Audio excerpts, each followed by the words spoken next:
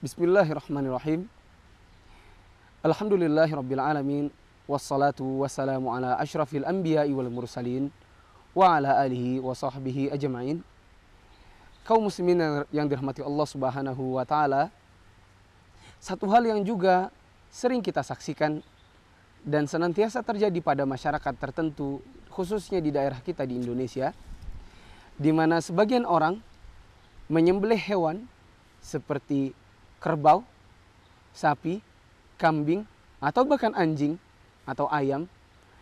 Mereka niatkan sembelihan tersebut untuk bisa diberikan kepada laut atau sungai tertentu. Kalau ditanyakan untuk apa, maka mereka menjawab, ini adalah persembahan kami kepada penunggu sungai atau laut ini. Supaya apa? Supaya nanti kalau kita panen misalnya, maka panen kita akan baik. Kita akan mudah memanen tanaman yang telah kita tanam. Kemudian mereka katakan, ini adalah persembahan supaya kita tidak diganggu oleh jin-jin yang menunggui sungai atau laut tersebut. Ini adalah bentuk persembahan agar kita bisa menikah dengan cepat dengan orang yang kita inginkan, agar perdagangan kita perdagangan yang laris dan semacamnya. Ini semua adalah perbuatan-perbuatan yang bertentangan dengan dalil-dalil yang akan kami bacakan pada kitab Tauhid yang dikarang oleh Syekh Muhammad At-Tamimi. Kita akan bacakan beberapa dalil yang beliau bawakan pada bab tentang penyembelihan binatang untuk yang selain Allah Subhanahu wa taala. Allah Subhanahu wa taala berfirman, "Qul," katakanlah, "Inna salati wa nusuki wa mahyaya wa mamati lillahi rabbil alamin." Sesungguhnya salatku, penyembelihanku, hidupku, matiku, semuanya hanyalah untuk Allah, Tuhan atau Rabb semesta alam. La syarikalah, tidak ada sekutu baginya. Wa bidzalika umirtu wa ana awwalul muslimin. Dan yang demikian itulah aku diperintahkan dan aku adalah orang yang pertama-tama menyerahkan diri kepada Allah Subhanahu wa taala. Allah Subhanahu wa taala berfirman, "Fasholli li rabbika wanhar." Maka dirikanlah salat untuk Rabbmu dan sembelihlah kurban untuk dirinya saja. Dua ayat ini setidak-tidaknya telah membantah atau menjelaskan kepada kita bahwasanya menyembelih binatang itu hanyalah untuk Allah Subhanahu wa taala dan tidak diperbolehkan untuk yang selain Allah Subhanahu wa taala. Seperti untuk jin-jin yang menunggui sungai-sungai atau tempat-tempat tertentu. Ini tidak diperbolehkan.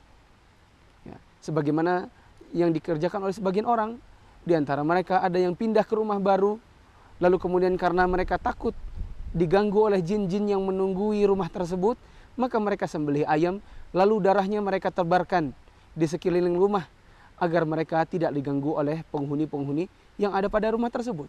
Ini adalah perbuatan syirik yang tidak diperbolehkan dalam agama Islam. Dan barang siapa yang mengerjakan semacam ini dan senantiasa meyakininya dan mengerjakannya, lalu kemudian mereka mati masih dalam keadaan yang seperti ini, maka dikhawatirkan mereka masuk ke dalam neraka dan tidak lagi keluar selama-lamanya, dikarenakan Allah Subhanahu wa taala tidak mengampuni dosa syirik besar. Kemudian Ali bin Abi Thalib meriwayatkan dalam suatu hadis di mana Rasulullah SAW pernah mengatakan, Allah melaknat orang-orang yang menyembelih binatang bukan karena Allah Subhanahu wa taala. Allah melaknat orang-orang yang melaknat kedua orang tuanya. Allah melaknat orang-orang yang melindungi orang-orang yang berbuat kejahatan. Dan Allah melaknat orang-orang yang merubah tanda batas tanah. Hadis ini diriwayatkan Imam Muslim. Hadis ini juga menunjukkan bahwasanya dosa besar dan sulit untuk diampuni oleh Allah Subhanahu wa taala bagi orang-orang yang meninggal dalam keadaan yang seperti ini. Bahkan tidak mungkin diampuni, yaitu orang-orang yang menyembelih binatang untuk yang selain Allah Subhanahu wa taala. Diriwayatkan oleh sebagian sahabat dari Thariq bin Syihab radhiyallahu an, bahwasanya Rasulullah sallallahu alaihi wasallam mengatakan, ada orang yang masuk ke dalam surga dikarenakan lalat dan ada orang yang masuk ke dalam neraka dikarenakan lalat. Maka para sahabat bertanya, bagaimana bisa terjadi yang seperti itu ya Rasulullah sallallahu alaihi wasallam? Maka Rasulullah sallallahu alaihi wasallam menjawab, ada orang yang berjalan melewati sekelompok kaum di mana mereka memiliki berhala. Dan tidak diperbolehkan bagi mereka untuk melewati kaum tersebut, melainkan terlebih dahulu mereka harus mempersembahkan persembahan-persembahan tersebut pada berhala mereka. Maka di antara mereka ada yang mengatakan, persembahkanlah sesuatu untuknya. Maka dia menjawab, saya tidak memiliki sesuatu untuk berhala tersebut. Maka mereka berkata lagi, sembahkan untuk dia walaupun hanya seekor lalat. Maka dia pun datang dengan seekor lalat, lalu kemudian meneruskan perjalanannya melewati kaum tersebut, dikarenakan telah mempersembahkan satu ekor lalat pada berhala mereka.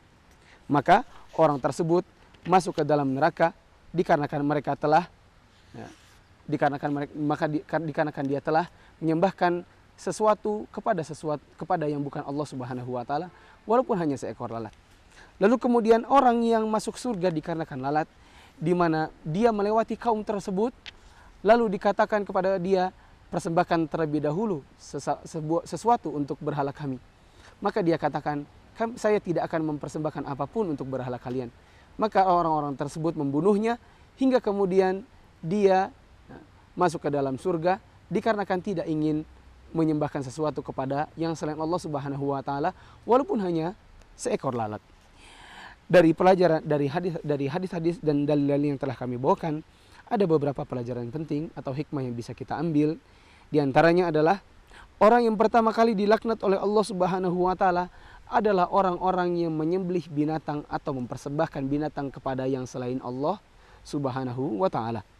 Kemudian walaupun hanya seekor lalat, dan itu adalah sesuatu yang sifatnya kecil, tidak diperbolehkan untuk dipersembahkan kepada selain Allah Subhanahu wa taala. Dan barang siapa yang mengerjakan seperti ini, walau sekecil apapun, dia mempersembahkan sesuatu kepada yang selain Allah Subhanahu wa taala, maka dia telah berbuat syirik. Dan apabila dia mati dalam keadaan berbuat syirik, maka Allah Subhanahu wa taala mungkin akan mengadabnya di dalam neraka dan tidak akan mengeluarkannya lagi selama-lamanya. Ini yang dapat kami sampaikan. Kurang lebihnya kami mohon maaf. Subhanakallahumma wa bihamdik, asyhadu an la ilaha illa anta, astaghfiruka wa atubu ilaik.